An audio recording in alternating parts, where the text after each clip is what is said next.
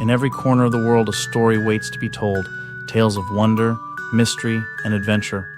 Welcome to Tales in the Shadows, where every word brings a new world to life. From ancient myths to modern legends, this is your haven for stories that captivate, inspire, and ignite the imagination. Now let the journey begin.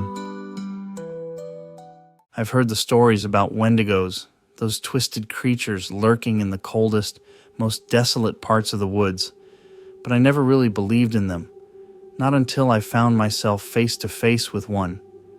It all started when I decided to go on a solo hiking trip up north. I'd been wanting to disconnect from the chaos of the world for a while.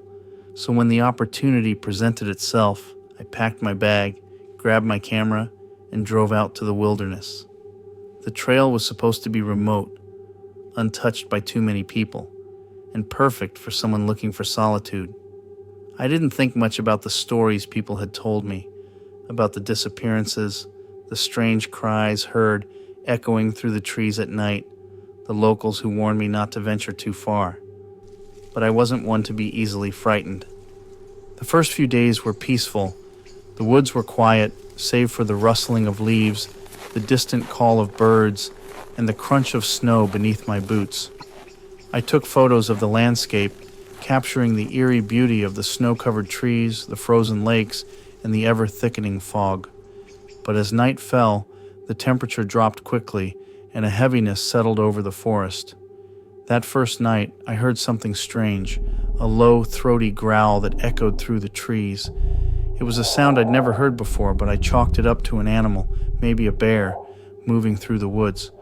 I made sure to secure my tent and settle in for the night, though I couldn't shake the uneasy feeling that something was wrong.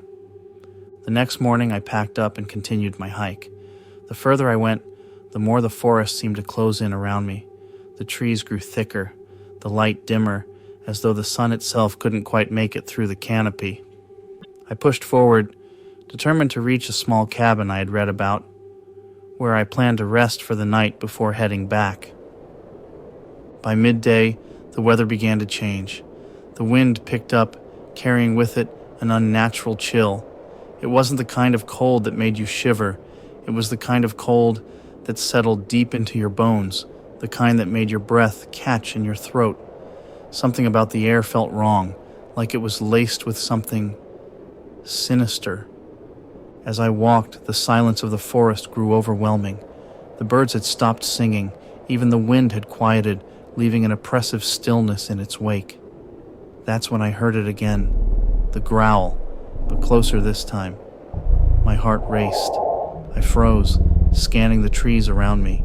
Nothing, just shadows and snow. I dismissed it, trying to convince myself it was just my mind playing tricks, but my instincts were screaming that I was being watched. I pushed forward, trying to shake the unease, but the air felt thicker, heavier with each step. And then I saw it, a figure, standing just beyond the trees. At first, I thought it was just a trick of the light, a tree branch or a rock that looked like something more. But as I stepped closer, I realized it wasn't a tree, wasn't a rock. It was a thing, tall, thin, its body twisted in a way that defied human anatomy. Its skin was stretched taut over its bones, pale and ashen, and its limbs were unnaturally long, ending in claws that looked like they could tear through steel. The creature's face was what haunted me the most. It had the hollowed eyes of something that had once been human but was now consumed by hunger, a mouth twisted into a permanent grin, with sharp, jagged teeth that gleamed like polished ivory. Its breath came out in ragged gasps, and as it moved, I could hear the sickening crack of bones shifting, the scraping sound of claws on the icy ground. I should have turned around then, should have run, but I couldn't move. My feet were frozen to the spot, my body betraying me. It was a Wendigo, just like the stories had said, was closer now, its eyes fixed on me, the hunger in them palpable. My breath came out in short gasps, forming clouds in the freezing air. It tilted its head, almost as if it was trying to understand why I wasn't running. And then it spoke. Its voice was a rasping, guttural sound that scraped against my mind. You're mine now. I couldn't move. My legs felt like they were made of stone, my chest too tight to breathe. The creature took a step forward, and I could smell it now. The stench of decay, the rot of something that shouldn't be alive. I stumbled backward, finally able to move, but the Wendigo lunged at me with terrifying speed. Its claws swiped just inches from my face, and I felt the cold air rush past my skin as I dodged. Panic surged through me. I ran. I didn't look back, didn't listen to the sound of its bones cracking and shifting as it pursued me. The wind howled in my ears, the snow blinding me, but I didn't stop. My breath came in ragged bursts, each step feeling like it might be my last. I heard it behind me, its growl louder now, angrier. It was gaining on me. I tripped, falling face first into the snow. I scrambled to my feet, but it was too late. The Wendigo was there, towering over me. Its claws reached down, grabbing me by the shoulder and lifting me off the ground like I was nothing more than a rag doll. I tried to scream, but the fear lodged in my throat, choking me. The creature's smile grew wider, its teeth glistening as it leaned in closer, its cold breath washing over my face. And then, just as I thought it was all over, something strange happened. The creature paused. It sniffed the air, its head twitching slightly. Then, with a horrifying screech, it dropped me. I fell to the ground, gasping for air, watching as the Wendigo turned and fled into the forest, disappearing into the shadows.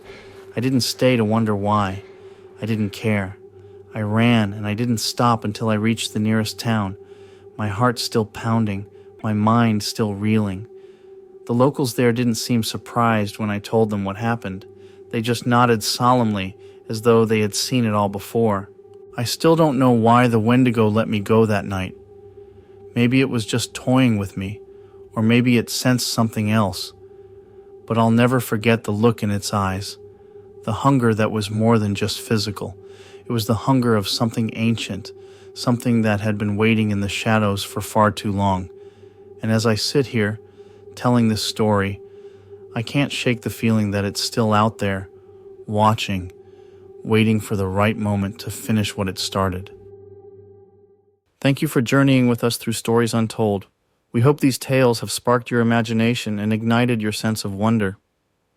Until next time, when another world calls, remember, every story is just a shadow waiting to be revealed.